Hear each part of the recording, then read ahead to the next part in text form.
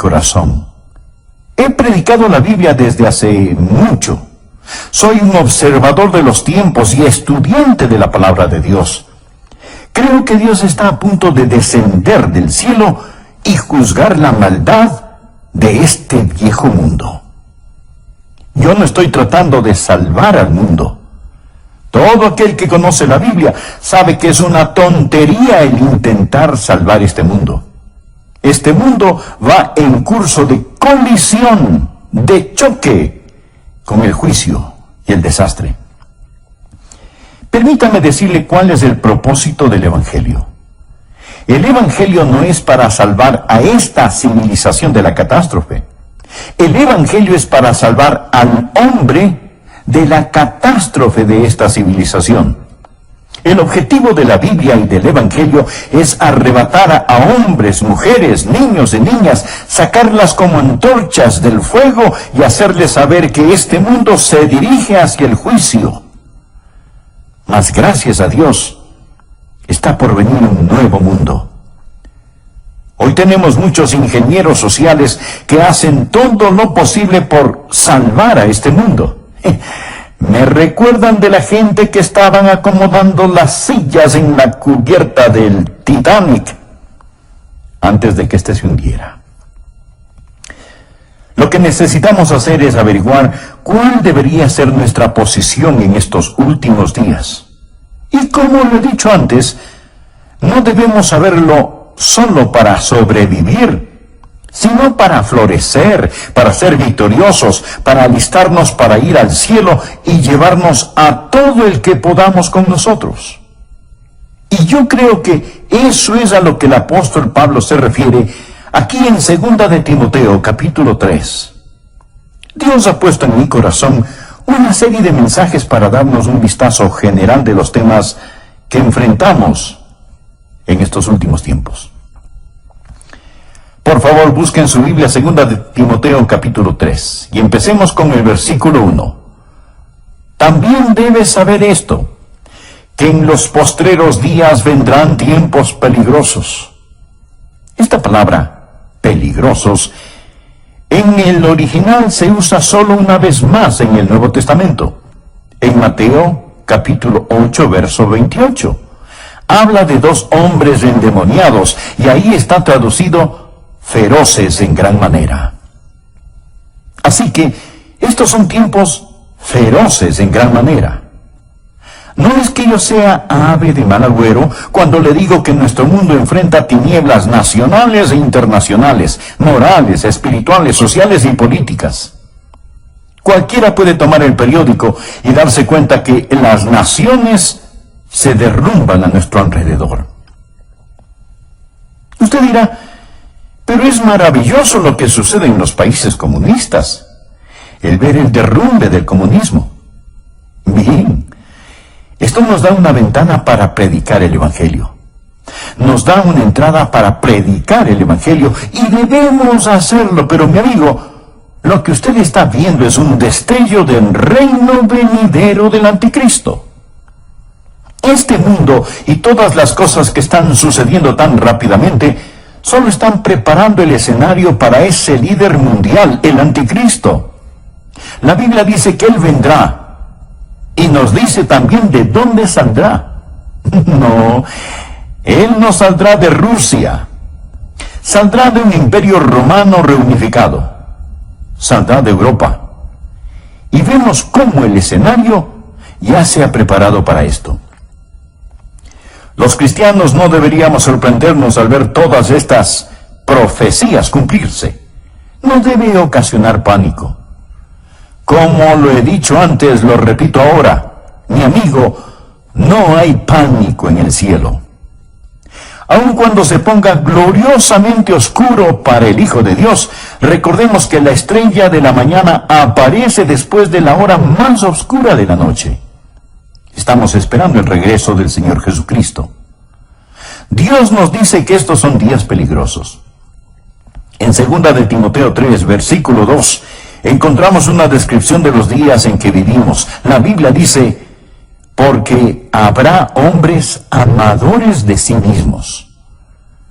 ¿Cuál es la actitud de esta era?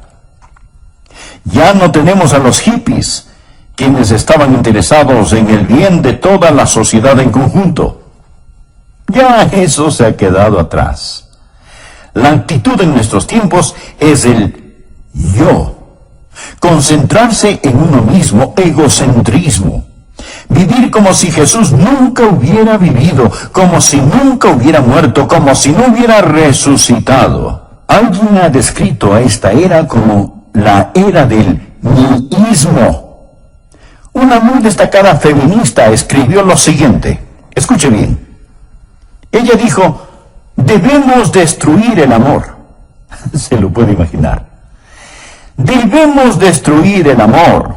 El amor es una institución por definición que es reconocida generalmente como aprobación y aceptación. El amor fomenta vulnerabilidad, dependencia, posesión, susceptibilidad al dolor e impide el desarrollo total de la potencialidad humana de la mujer al dirigir todas sus energías hacia afuera en el interés de otros. ¿Puede imaginarse a alguien diciendo esto? ¿Que debemos destruir el amor? Lo que está diciendo es, lo que necesitas es dejar de dirigir tus energías hacia afuera. Olvídate de tales cosas como cuidar de los niños, amar a tu esposo, ser una buena ciudadana o tratar a los demás tal y como quieres que te traten. La Biblia dice que en los postreros días vendrán tiempos peligrosos. Y Jesús dijo, por haberse multiplicado la maldad, el amor de muchos se enfriará. Mire el versículo 2. No solo serán amadores de sí mismos, sino que también serán avaros. Mire a su alrededor. ¿Cuál es la motivación de la gente de hoy? Es vivir para acumular todo lo que puedan y no lo que puedan dar. La Biblia enseña que debemos adorar a Dios, amar a la gente y usar las cosas. Pero lo que nosotros hacemos es ignorar a Dios, amar las cosas y usar a la gente. Sigue diciendo que serán avaros, vanagloriosos.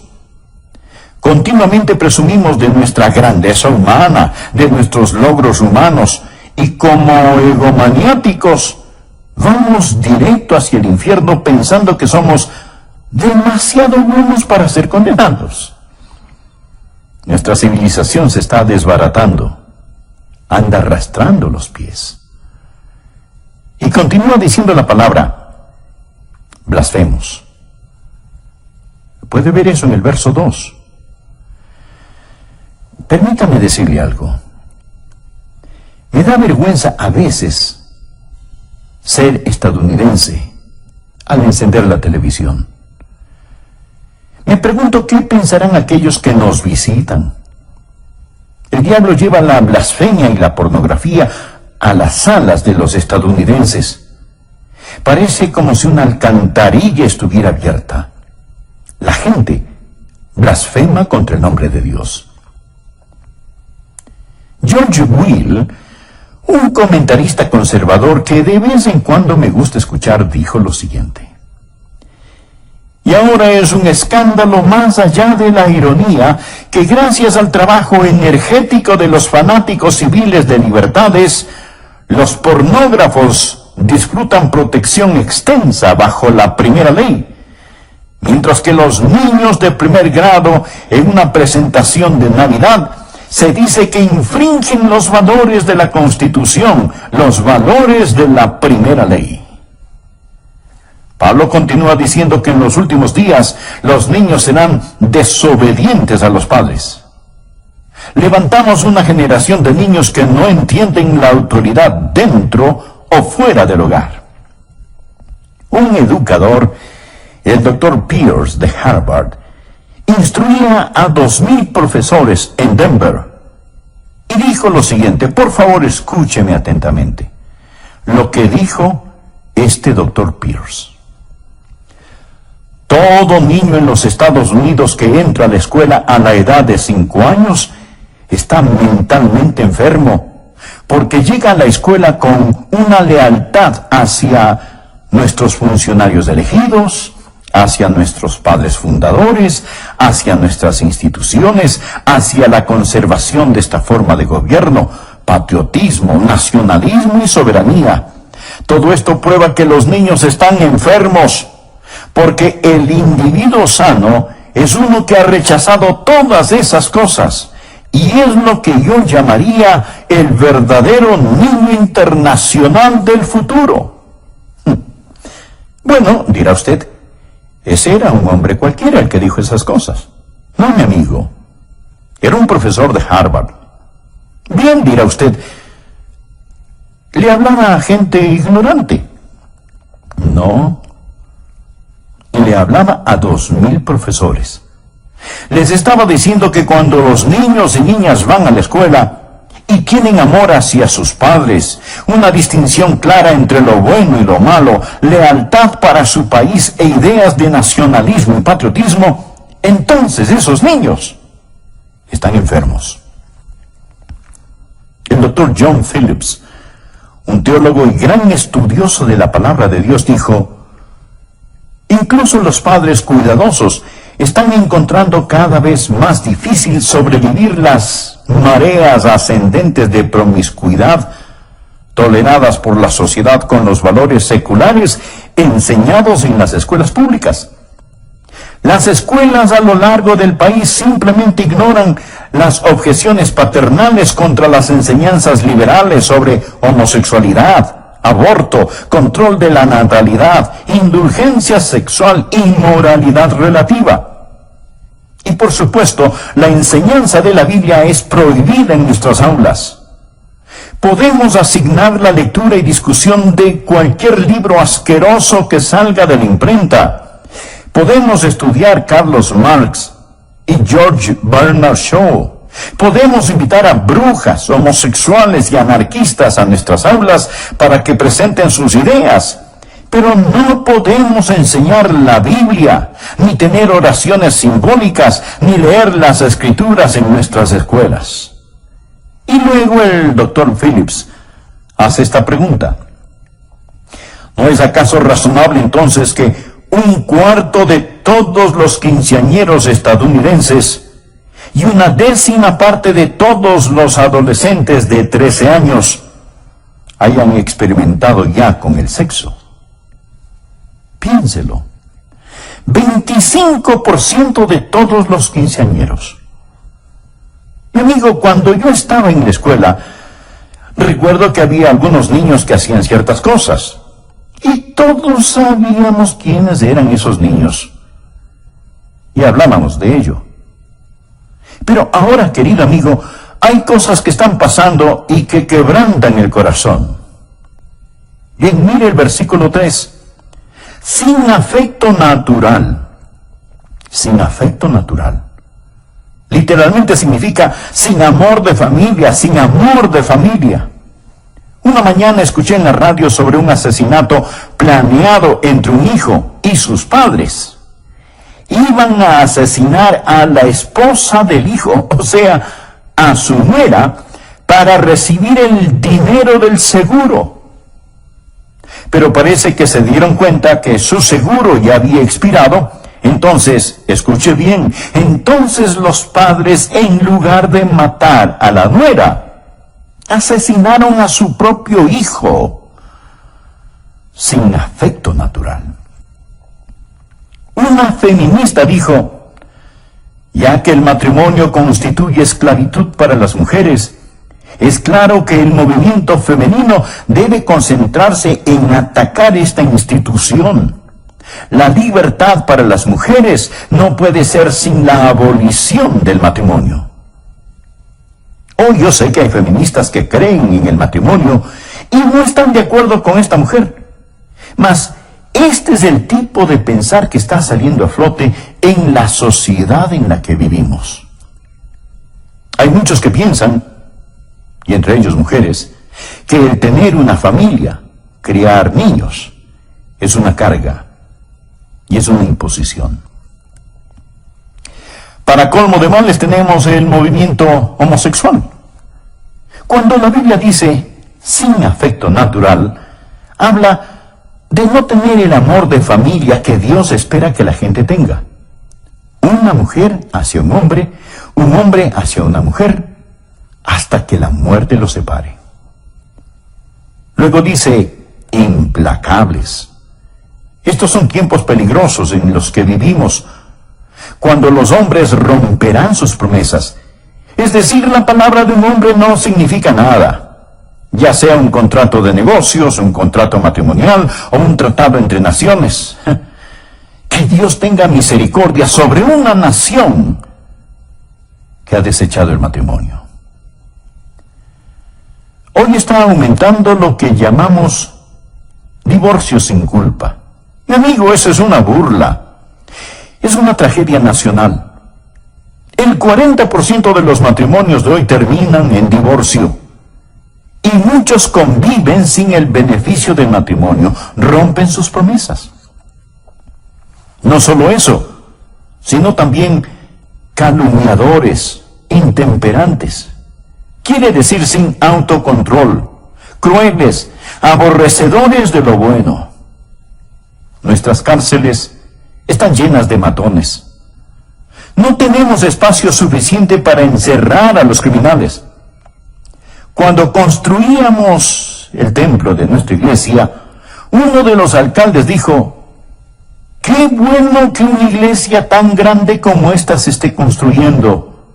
Es mejor que se construyan iglesias, porque ya no podemos construir cárceles lo suficientemente grandes, ni lo suficientemente rápido para proteger a los buenos de los malos.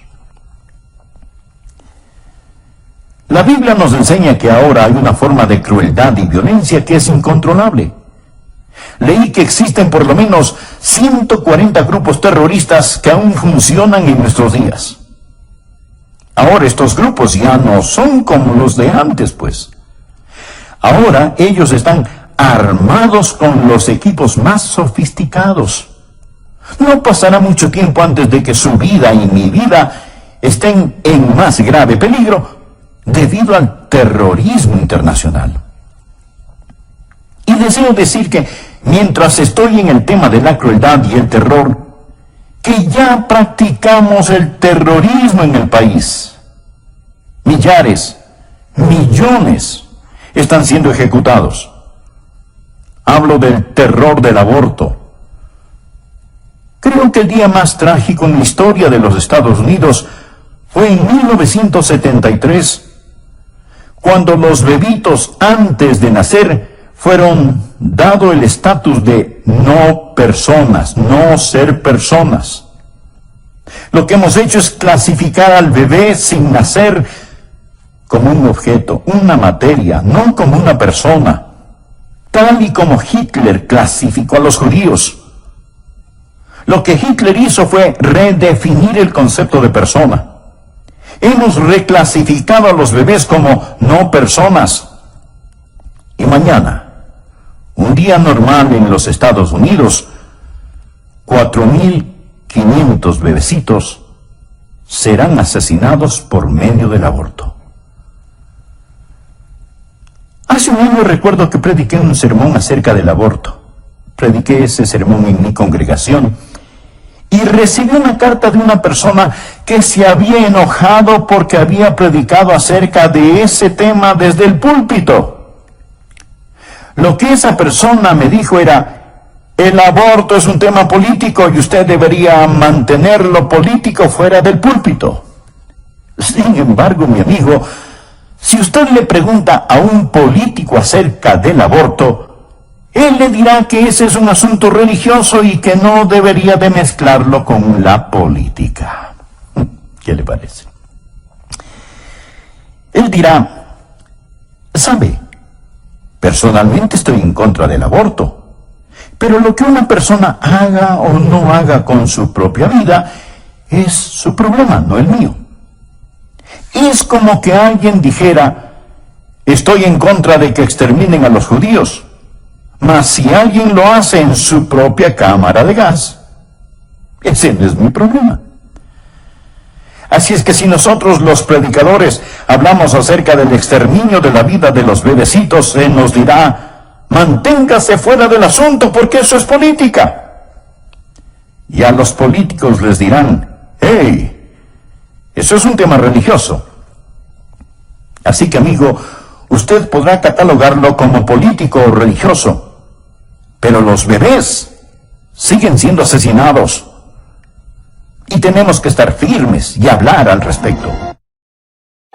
¿Sabía usted que el 97% de estos abortos se dan por alguna forma de conveniencia? No son para salvar necesariamente la vida de la madre. Tampoco porque es producto de violación o por incesto. Simplemente por conveniencia. El aborto se está constituyendo como uno de los métodos más usados para control natal. Sigamos leyendo lo que nos dice Pablo. Somos gente que aborrece aquello que es bueno. El héroe de hoy no es el hombre de Dios, no es el misionero, no es el predicador, no es el ganador de almas. No es la mamá que escoge quedarse en su hogar y cuidar de sus niños. Estos no son los héroes de la juventud de hoy. Ellos desprecian a los que hacen lo bueno. Note el versículo 4. Él dice que estas personas son traidores, impetuosos, infatuados, amadores de los deleites más que de Dios. Mi amigo, la Biblia no está en contra del placer o deleite, el verdadero deleite. No tenemos que escoger entre servir a Dios o al placer. En el Salmo 16, versículo 11, leemos: me mostrarás la senda de la vida, en tu presencia, o sea, en la presencia de Dios. En tu presencia hay plenitud de gozo, delicias o placeres, a tu diestra para siempre. Amigo, el camino a Jesús es el placer genuino. Pero el problema viene cuando tenemos una sociedad que ama más los placeres que a Dios. No sé cuántos me están escuchando en este momento por medio de este programa en sus casas, pero podrían ser más. Sin embargo, muchos prefieren escuchar programas seculares y mundanos antes que oír la palabra de Dios. Somos amantes de los placeres, más que amantes de Dios. Mire a su alrededor. Los hoteles, los teatros, los estadios, los clubes nocturnos están repletos. Es lo que podríamos llamar una explosión de placer. El domingo ha llegado a ser el día de hacer casi cualquier cosa, excepto adorar a Dios. Ya no llamamos el domingo el día del Señor, sino simplemente decimos que es el fin de semana. Amadores de los deleites, más que de Dios. Continuamos en el versículo 5. Que tendrán apariencia de piedad, pero negarán la eficacia de ella. A estos evita. Amigo, no hay escasez de religión, pero la mayoría de la gente no necesita religión. Necesitan abandonar la religión y entregarse a Jesucristo. ¿Qué dice la palabra? Que tendrán apariencia de piedad, pero negarán la eficacia de ella. Es una forma de religión sin poder y sin realidad. La participación religiosa está en todo su apogeo, pero también el índice del crimen. Así que algo anda desesperadamente mal. Hablamos de la religión sin la realidad. Leamos por favor el versículo 6. Porque de estos son los que se meten en las casas y llevan cautivas a las mujercillas cargadas de pecados, arrastradas por diversas concupiscencias. Lo que está diciendo es esto: que la religión falsa estará a la orden del día.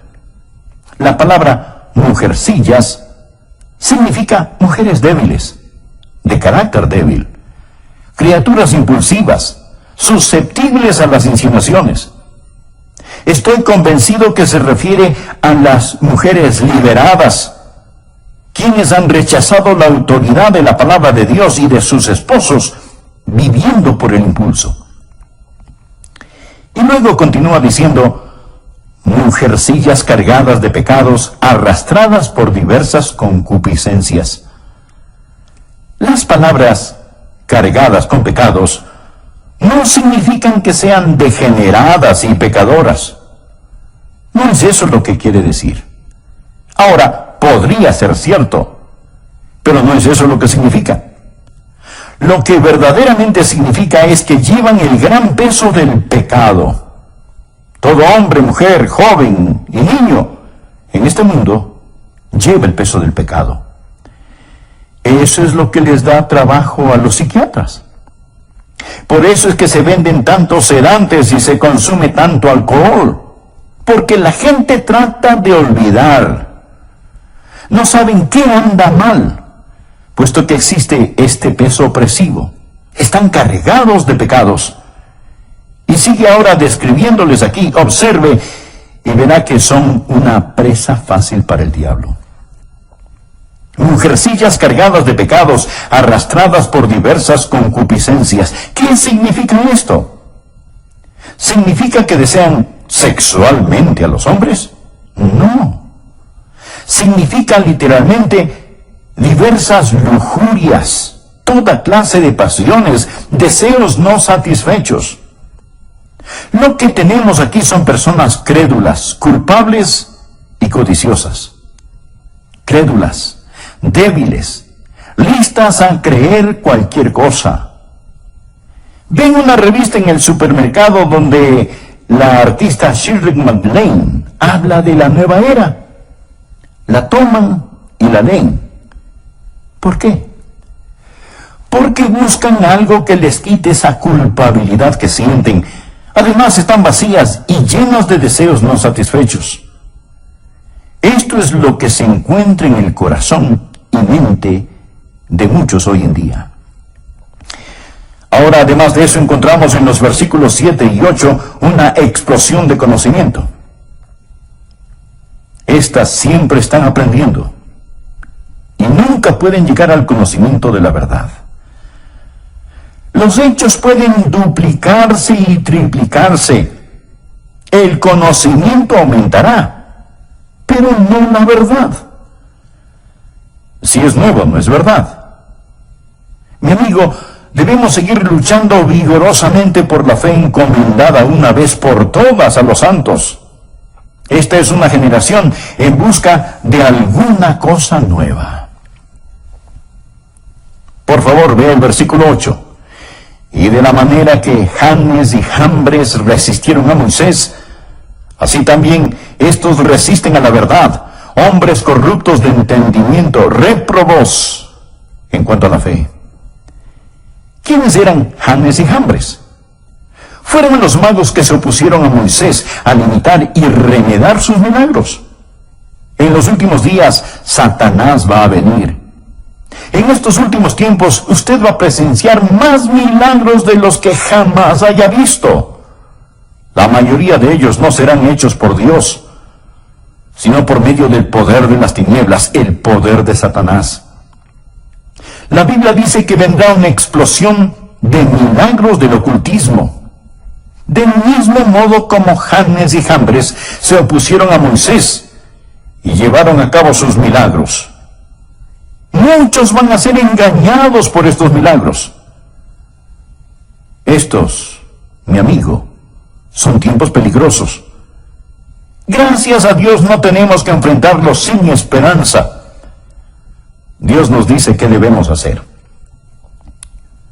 Lo primero que debemos hacer es apartarnos nosotros mismos de estas cosas. Mire por favor el versículo 5. Que tendrán apariencia de piedad, pero negarán la eficacia de ella. A estos evita. La gente necesita salirse de las iglesias liberales, de iglesias que no enseñan el Evangelio de Jesucristo. Necesita salir de este tipo de lugares.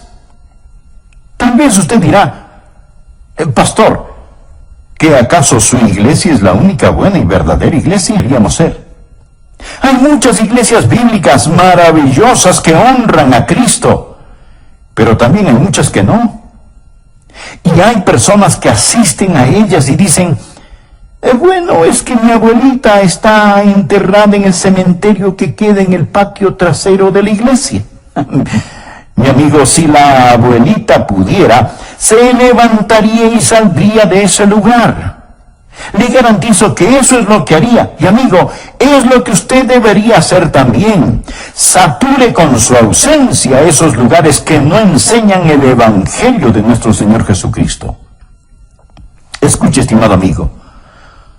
Nosotros debemos testificar a la gente de este mundo, pero no juntarnos con ellos. Segunda de Tesalonicenses 3:14 dice, si alguno no obedece a lo que decimos por medio de esta carta, a ese señaladlo y no os juntéis con él para que se avergüence. Y Romanos capítulo 16, versículo 17 dice, mas os ruego, hermanos, que os fijéis en los que causan divisiones y tropiezos en contra de la doctrina que vosotros habéis aprendido, y que os apartéis de ellos. Y en 1 Corintios 5:11, más bien os escribí que no os juntéis con ninguno que llamándose hermano fuere fornicario, o avaro, o idólatra, o maldiciente, o borracho, o ladrón. Con el tal ni aun comáis. Y 1 Timoteo 6:5, que tendrán apariencia de piedad, pero negarán la eficacia de ella. A estos evita. La Biblia no dice que tenemos que poner nuestros brazos alrededor de la gente y decirles que sus ideas son tan buenas como las nuestras. Segunda de Juan 10 dice, si alguno viene a vosotros y no trae esta doctrina, no lo recibáis en casa, ni le digáis, bienvenido. La Biblia dice que en estos últimos tiempos debemos evitar a la gente que hemos descrito y necesitamos salirnos de las iglesias liberales, pero no solo es un llamado a salir, sino que también es un llamado, un buen ejemplo al asistir continuamente a la iglesia y obedecer la palabra de Dios. Hebreos 10:25 nos dice que entre más se acerca el día del Señor, más necesitamos estar en la casa de Dios y con el pueblo de Dios, no dejando de congregarnos, como algunos tienen por costumbre, sino exhortándonos, y tanto más, cuanto veis que aquel día se acerca. Necesitamos practicar la separación del mundo y la comunicación con el pueblo de Dios. No va a ser muy fácil. Mi amigo, usted va a sufrir en estos últimos días, pero no le hará daño si usted tiene al Señor Jesús.